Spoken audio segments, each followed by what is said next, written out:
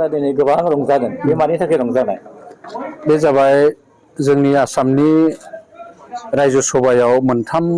MP post खालि जादों आरो बेवहाय मोनसे जोंनि इउपिपिएलनि आफादगिरि बारग' सिएम प्रमद बर' सारा नमिनेसन फाइलिं खालामदों आरो बिथांनि बे नमिनेसन फाइलिंआव एगेन्स्ट रावबो गैया बेनिखायनो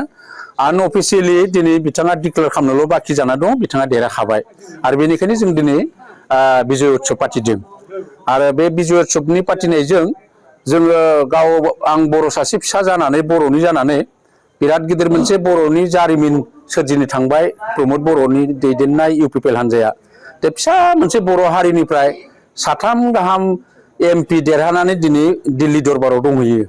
बिसोरसो महरनो हानायनि थाखाय बे बर'नि मोनसे गोदान मोनसे जारिमिन आरो आं सानदों आं फोथायदों बे रेकर्डखौ ब्रेक खालामनो थाखाय आरो गुबुन पलिटिकेल पार्टी जोंनि बिटिसि ओनसोलाव जोनोम जानो हानाय नंला प्रमदखौ बारनो हानाय सोरबा राजनितिक हान्जा बेयाव आरो जोनोम जानाय नंला बेयो बर' जातिनि थाखाय बिराद मोनसे गोग्गाथाव आरो बाख्नायथाव दिनै प्रमद बर'नि दैदेननाय इउपिपिएल हान्जाया दिल्ली बायदि माबायाव राजधानियाव साथाम एमपि हरनो हानाया खुनु राजनितिक दलावनो बिनि बिदिन्थि गैया आरो बेनिखायनो जों साबायखर होदों प्रमद बर'खौ दिनै जोंनि बे इउपिपिएल हान्जाखौ लानानै बे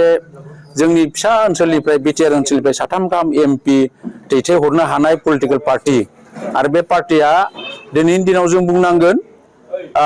बिनिख्रुइ देरसिन आरो पलिटिकेल पार्टी जोंनि ओनसोलाव गैला खारन आसामाव 7टाल' रायजो सभानि सिट दङ बेयावनो इउपिपिएलआनो सानै फिसा मोनसे आनसलिक दल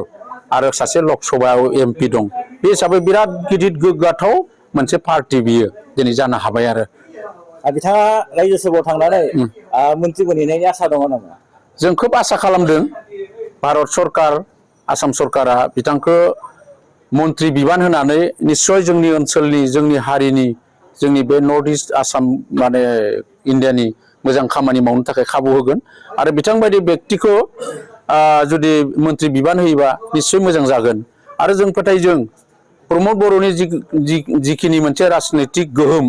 बे गोहोमा निश्चय दिल्लीयाव दङ आरो दिल्लीयाबो बेखिनि बेबस्थाखौ खालामगोन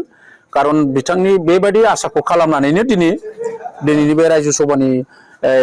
एमपि हिसाबै बिथांखौ सायख'दों होननानै जों फोथायदों बिथाङा गोबां सम दिल्लीयाव थाहैनायनि जाहोनावहाय बे जोंनि बे बिटिआरआवहाय दा नोंथांमोननि पार्टी बे इउपिपिएलआ बेखौ दैदेननायावहाय माबा मोनसे लोरबांथि फैगोन नामा जेबो उसुबिदा जाया दिल्लीयाव थानाय क'क्राझाराव थानाय गुवाहाटीयाव थानाय बेयो दिनैनि डिजिटेल जुगावलाय माथो गोब्राब जानो बेनिखायनो बिथाङा दिल्लीयाव थानाय माने बहुद गोजौआव लांबाय दिनै इउपिपिएल हान्जाया दिनै भारतनि श्रेष्ठ राजनितिक हान्जाफोरनि गेजेराव इउपिपिएलआबो मोनसे हान्जा जोंनि बेयाव थानाय सोरबाफोर रुलिं पार्टी तुति दङब्लाबो बिथांमोना जोंनिख्रुइ माने जोबोद गाहायाव खारन बिथांमोना एमपि गैया दिल्ली मोनसे भारत बायदि देशनि बयनिख्रुइ गिदिरसिन मोनसे अनुष्ठाना जाहैबाय पार्लियामेन्ट आरो बे पार्लियामेन्टआव जुदि एमपि सासेबो गैयाबा बे हान्जाखौलाय बोरै हान्जा होननो नाथाय दिनै जोंना बे इउपिपिएल हान्जाया 3 गाहाम एमपि दं दायो लकसभायाव सासे रायजो सभायाव 2 जासिगोन बे गतिके जोंनिख्रुइ देरसिन आनसलिक दल बुङोब्ला सारा भारतआवनो माने गैया होननानै साननाय जायो आरो बारा बुंद्रायनाय जानाय नङा फैबाय थानाय बिसायख'थियावहाय बे 3 गाहाम एमपि थानाया माबा मोनसे गोहोम खोख्लैगोन होनना नोंथाङा सानो नामा 3ल' एमपि नङा प्रमद बर' ब्रेनानो दिनै बिथांनि जिथु प्रमद बर'नि महर बेनो नैबे एमपि माने 26 सननि माने बिसायख'थियाव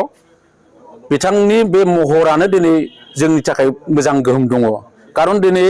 मास 3-4ल' सरकारनिफ्राय बाहेर जादों प्रमद बर'आ बेखौ लानानै गोबां बिटिआर ओनसोलनि रायजो राजाफ्रा दिनै मोनसे रियेलाइज खालामदों अनुताप खालामदों बे खसाखौ प्रमद बर'आ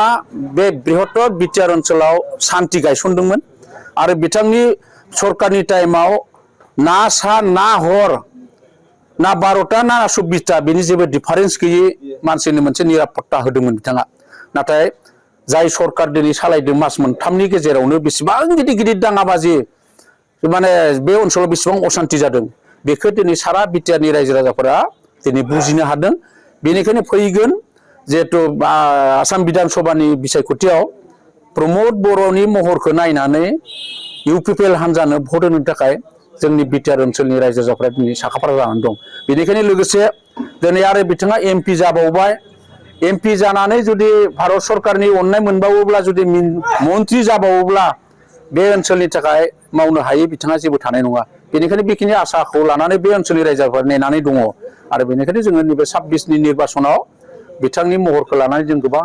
माने बिजाथि जों देरहागोन होननानै आसा खालामनो हायो आरो।